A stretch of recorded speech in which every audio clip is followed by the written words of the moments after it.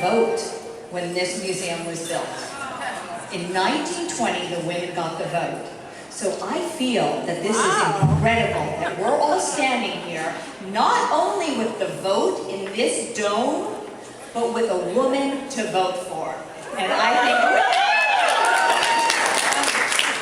thought that was amazing. And thank you for coming tonight. You know, you can move in even a little bit more so that the poor people on the sides are going to have a chance to get in and be able to interact. I thought what I would do is spend a few minutes talking about myself and my background and a little bit of what has shaped me as a mom and a wife and a business leader. And then talk about the vision that I have for California. And then let's ask some questions because that will be fun as well. So let me start by way of background. I was actually raised on Long Island in a little town called Cold Spring Harbor, about halfway out on the North Shore. I'm the youngest of 3 children.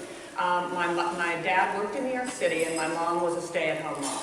But I have to tell you, my mom was a very adventurous mom. And I want to tell you a little bit about her because when people ask me, who are you? I say, well, I'm a wife and I'm a mother and I was the CEO of eBay. And now I'm a gubernatorial candidate. But actually, I am my mother's daughter.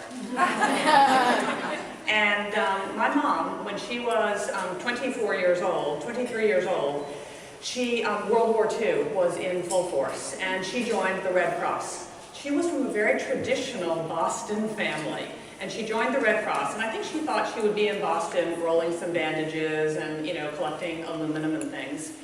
But the Red Cross shipped her to New Guinea for 4 years.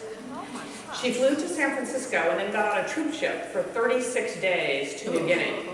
My mother gets seasick.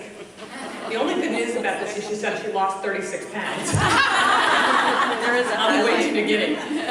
But she gets to the base, and the base commander says, we have a desperate need. We need airplane mechanics and truck mechanics. My mother had never looked under the hood of anything. She had never fixed anything with a wrench, but her hand shot up. And at the end of 4 years, my mother was a certified airplane mechanic and a certified truck mechanic. And she used to talk about how she could overhaul a Jeep engine faster than the men. Yeah!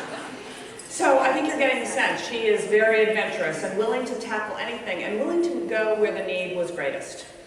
When we were little, this will give you another insight as to how I was raised, my mother decided with her very best friend, whose name was Judy Gardner, to take 5 Gardner children and 3 Whitman children and hit the open road. They got 2 Ford Econoline vans, loaded us all in for a 3-month camping trip around the United States. We did not stay in a hotel or a motel for 3 months. We camped out every night, and there were no GPS, no cell phones, no video games. It was 8 children, board games, and lots of teasing.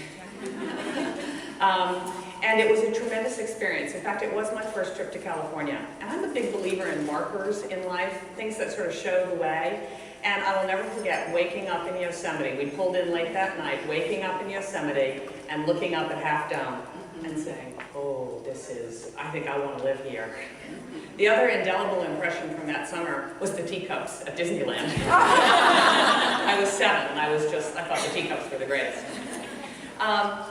And then, you know, last but not least, I think my mother's big teaching for me was the price of inaction is far greater than the cost of making a mistake. What I call a bias to action. If you don't try and you don't step out and you don't try to make a difference, actually you will be sorry. And when she went to New Guinea, lots of people said to her, gosh, how will you, what if you don't like New Guinea? What will happen with the food? You know, this could be war, what would happen? And my mother went anyway.